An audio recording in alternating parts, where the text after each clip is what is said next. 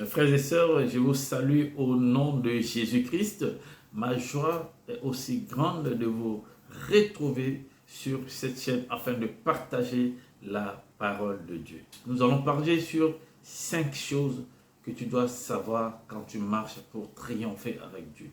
5 choses à savoir pour une marche victorieuse, une marche dans l'esprit.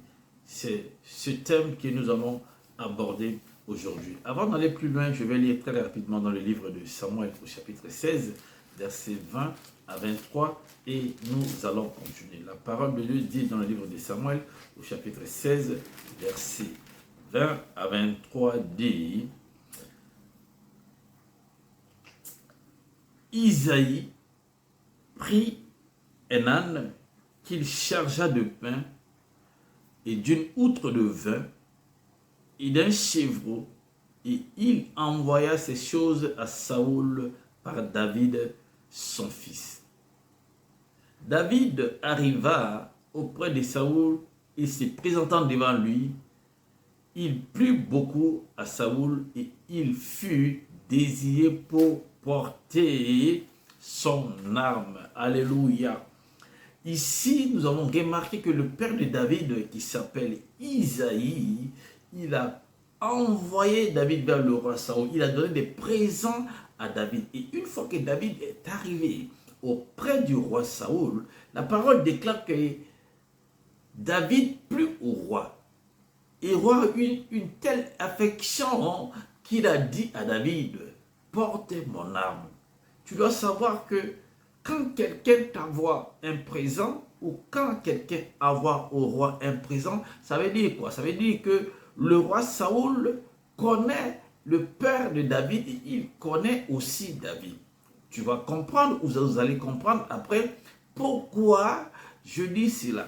Et c'est ce que la parole de Dieu a mentionné.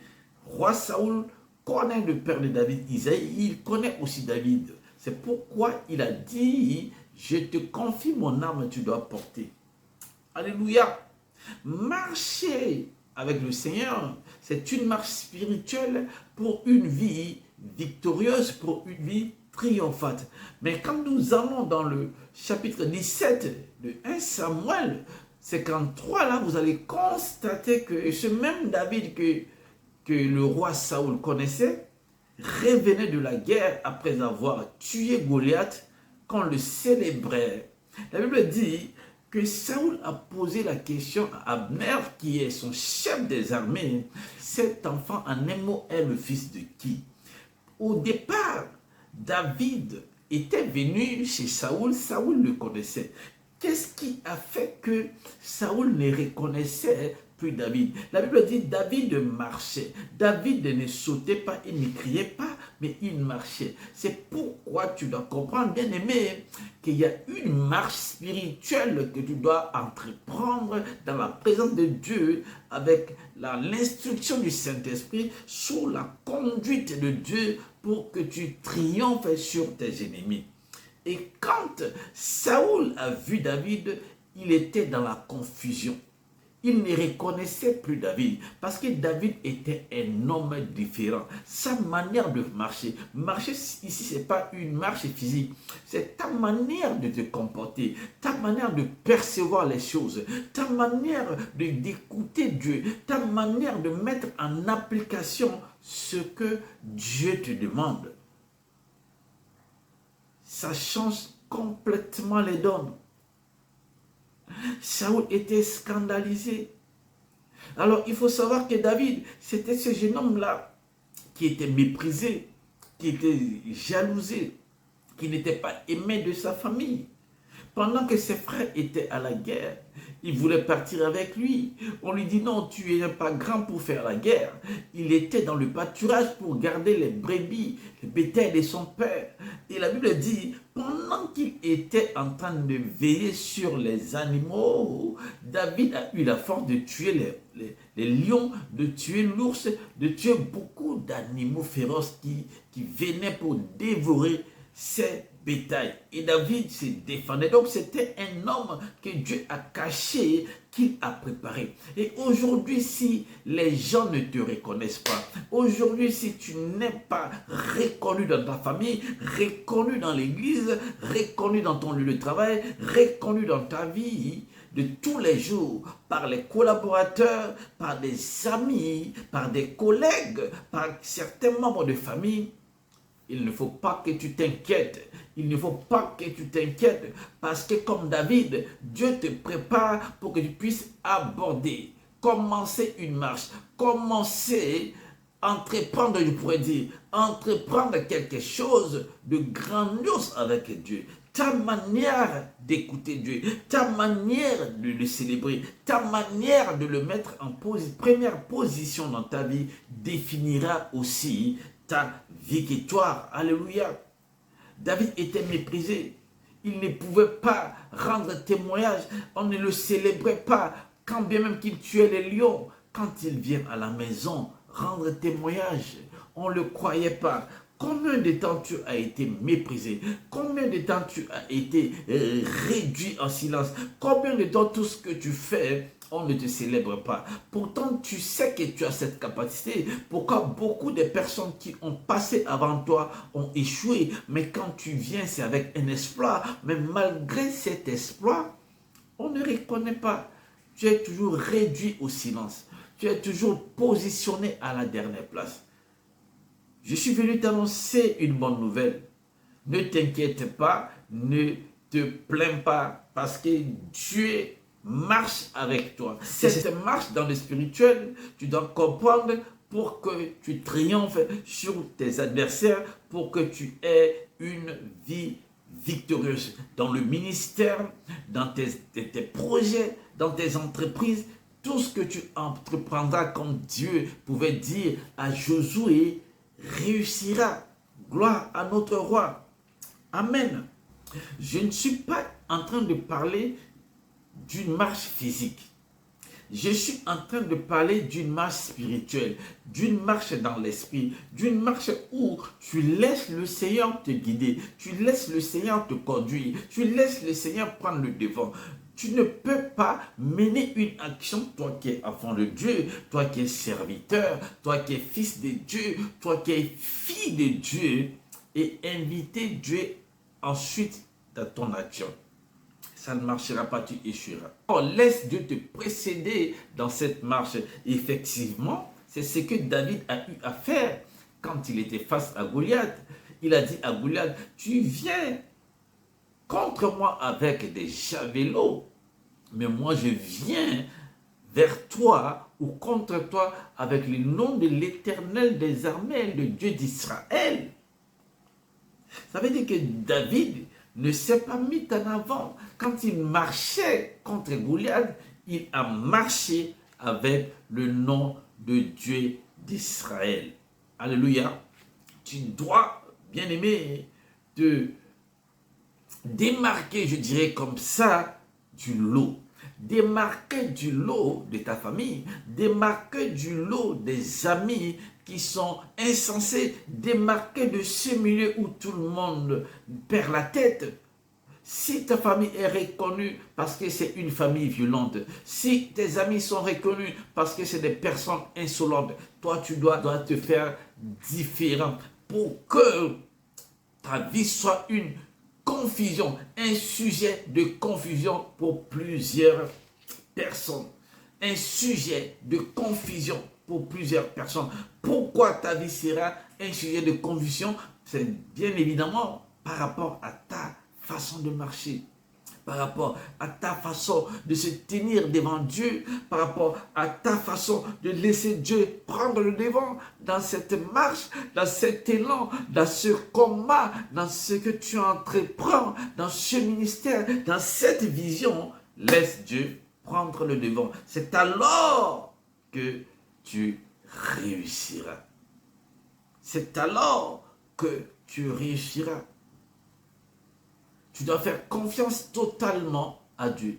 Nous allons voir très rapidement les 5 choses à retenir ou les 5 clés pour une marche victorieuse. La première chose que tu dois faire quand tu veux accéder à la victoire, c'est de marcher dans la crainte de Dieu comme David. David craignait Dieu. Toute personne qui ne marche pas, David craignait Dieu. Toute personne qui ne marche pas en craignant Dieu échouera, aura des échecs dans leur vie. La Bible nous dit dans le livre de Psaume chapitre 28 versets 1 à 2, qu'est-ce que la parole nous dit? Heureux tout homme qui craint l'Éternel, alléluia. Heureux tout homme qui craint l'Éternel, qui marche dans ses voies. Craindre l'Éternel, c'est le mettre en première position. Craindre l'Éternel, c'est lui obéir. Craindre l'Éternel, c'est l'écouter. Craindre l'Éternel, c'est le laisser te dévancer dans ce combat, te laisser prendre l'initiative à ta place, marcher dans la voie de Dieu. Et la Bible dit, tu jouis alors du travail de tes mains. Quand tu crains l'Éternel, tout ce que ta main touche sera béni. Tout ce que ta main touche sera multiplié. Tu auras une vie victorieuse. La Bible dit encore que tu seras heureux et prospère. Prospère ici, c'est synonyme de la prospérité. C'est la bénédiction. C'est l'abondance. Oh, c'est une vie de joie, de paix. C'est la première chose. Craindre l'Éternel. La deuxième chose que tu dois retenir, c'est de ne pas marcher dans la haine, ni dans la jalousie, ni dans l'injustice, ni dans la convoitise. La haine, c'est le refus de pardonner, c'est de garder quelqu'un dans ton cœur. Ton cœur n'est pas une prison, ton cœur n'est pas une maison pour que tu gardes des personnes que tu ne veux pas les pardonner. Avec un cœur pareil, comment tu vas triompher? Avec un cœur pareil, comment tu auras la victoire? Marcher sans la haine, car Dieu nous a demandé de pardonner. Et plus encore, Jésus a dit 77 fois 7. Alléluia. Le frère de David, les frères de David le méprisaient. Le frère de David le considérait comme un moins que rien. Mais quand même, ils étaient à la guerre et que David leur apporte de quoi manger. Ils le méprisaient. Qu'est-ce que tu veux venir, qui vient chercher ici? Tu veux montrer que tu es aussi capable. Mais David ne les gardait pas dans son cœur. Alléluia. Ta façon de marcher détermine la victoire que tu auras. Une marche spirituelle avec Dieu est un mystère. Seul le Saint-Esprit pourra te révéler, ou peut te révéler le mystère qui est caché pour ta victoire. C'est la deuxième chose que tu dois comprendre, que nous devons comprendre, parce que ta marche ou ton comportement t'identifie. C'est ton ADN, c'est ton identité. Or, Christ a dit, si tu viens en lui, tu es une nouvelle créature. Tu dois être transformé, brisé, régénéré. Alléluia. Que Dieu te bénisse. Que Dieu décharge ton cœur de cette haine. Que Dieu décharge ton cœur de cette jalousie. Que Dieu te libère, qu'il te donne. Alléluia. La victoire. La troisième chose que la Bible a dit, la troisième clé, excusez-moi, la troisième clé que tu dois comprendre ou que vous devez comprendre, c'est de marcher avec foi et une ferme assurance. Marcher avec foi et une ferme assurance. Pour avoir la victoire, tu dois croire que Dieu a tout accompli. Il a vaincu les principautés comme Jésus, la parole a dit, Jésus les a vaincus sur la croix.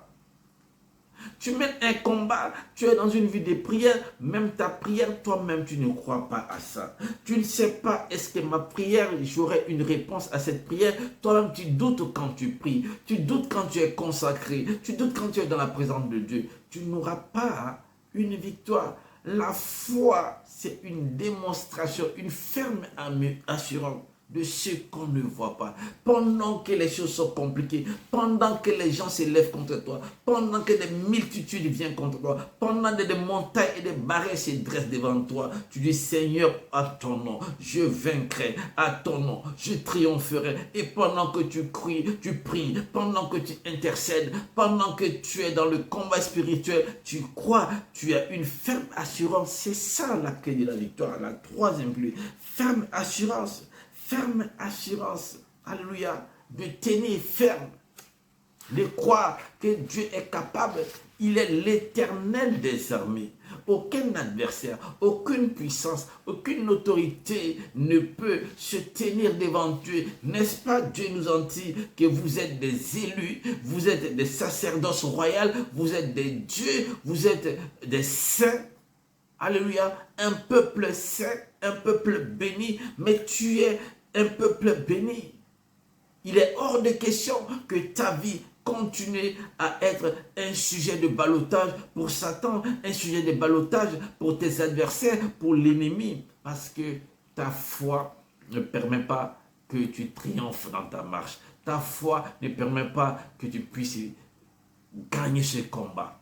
Ta manière de marcher dans la foi et l'assurance, Satan sait que tu ne peux pas gagner. Alors demeure dans la foi et demeure dans l'assurance. Amen. La quatrième chose que tu dois comprendre, ou la quatrième clé, c'est marcher selon la volonté de Dieu, pas selon ta volonté. Alléluia. Selon la volonté de Dieu, ne te lève pas et dire à Dieu, Seigneur, voici mon projet, viens avec moi, suis-moi dans ce projet, accomplis ce projet. Pour moi, ça ne marche pas comme ça avec Dieu. Tu dois laisser Dieu, tu consultes Dieu, tu attends une réponse pour que Dieu te donne la victoire.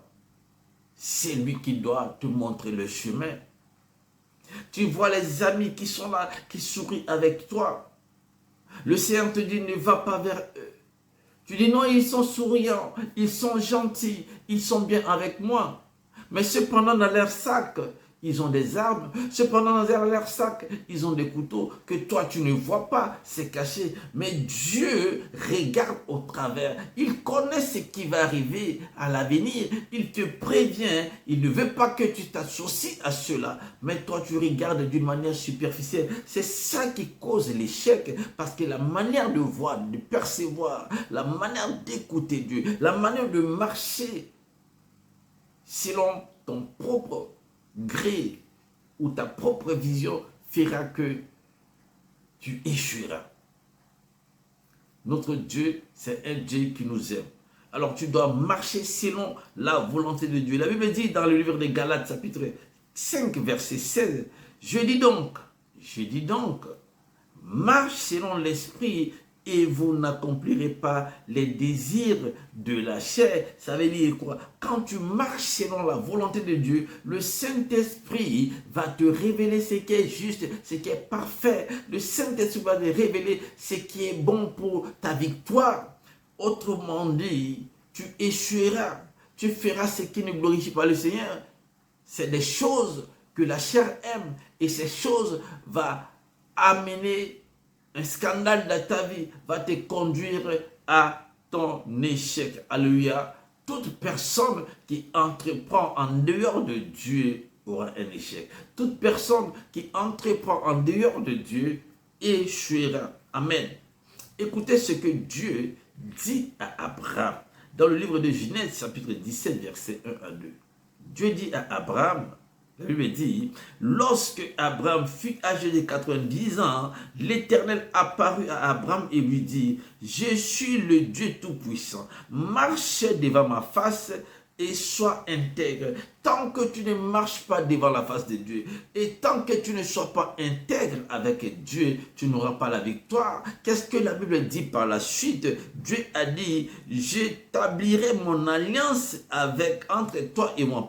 J'établirai mon alliance entre toi et moi. Tu dois te lever et marcher devant Dieu dans l'intégrité. Quand tu ne te lèves pas pour marcher devant Dieu selon ce que Dieu dit et que tu sois intègre, c'est-à-dire la corruption corruption ne doit pas être dans ta vie. La malhonnêteté, l'injustice doit être bannie de ta vie. Tant que tu ne fais pas ça, Dieu ne pourrait pas établir une alliance entre lui et toi. Seuls ceux qui marchent devant Dieu, devant sa face, à toute intégrité, que Dieu établira une alliance. Une alliance ici, c'est un accord, je peux dire, c'est un contrat entre toi et Dieu. Et Dieu, quand il signe un contrat, quand il fait une alliance avec toi, lui, il respecte son alliance, il respecte sa parole, il veille sur toi, pardon, il combattra pour toi. Il te défendra, ainsi que ta famille, ainsi que ton ministère, ton entreprise. Il prend soin de l'église, il prend soin de ton ministère, il prend soin de ton travail, il prend soin de ta famille, de ta santé. C'est ça l'alliance que Dieu a bâtie avec Abraham. Et il a dit à Abraham, et je te multiplierai à l'infini. La preuve, nous sommes là les descendants d'Abraham. Nous sommes les descendants, ce que Dieu a dit à Abraham, l'alliance qu'il a bâtie à Abraham, entre lui et Abraham, il l'a respecté. Les descendants d'Abraham sont multiples aujourd'hui. Cinquième et dernière clé que tu dois comprendre, c'est de marcher avec humilité. Toute personne qui veut avoir de la victoire doit avoir une marche d'humilité. Marcher dans la simplicité, que l'orgueil ne remplit pas ton cœur. Parce que si l'orgueil te pousse à aller vite, les ennemis vont t'atteindre. Marcher dans l'humilité. David était déjà roi. Quand même, il continue à paître les brebis, mais il est déjà oint. Il n'a pas dit non, mais déjà, Samuel m'a oint. Je ne peux plus continuer à suivre les troupeaux. Non, il était déjà roi. Il n'a pas été célébré, mais il était déjà roi. Cependant, Dieu a désavoué déjà Saoul. Il était dans l'humilité. Il n'était pas célébré, mais il était dans l'humilité. L'orgueil ne rentrait pas dans son esprit. Alors, bien-aimé, si tu veux avoir de la victoire, si tu veux triompher, tu veux faire une marche victorieuse, aie de l'humilité. Aie de l'humilité et certainement le Dieu qui est fidèle, certainement le Dieu qui n'abandonne pas, certainement le Dieu qui soutient ta vie, qui protège ta vie, qui soutient le ministère, qui t'a appelé au ministère. Ce Dieu qui a un regard fixé sur toi prendra soin de toi et il te donnera la victoire comme il l'a fait à David devant Goliath. Soyez bénis, que la victoire vous appartienne, que la prospérité vous appartienne au nom de Jésus. Tu es victorieux, tu es un homme victorieux, une femme victorieuse. Marche dans la foi en respectant ces 5 clés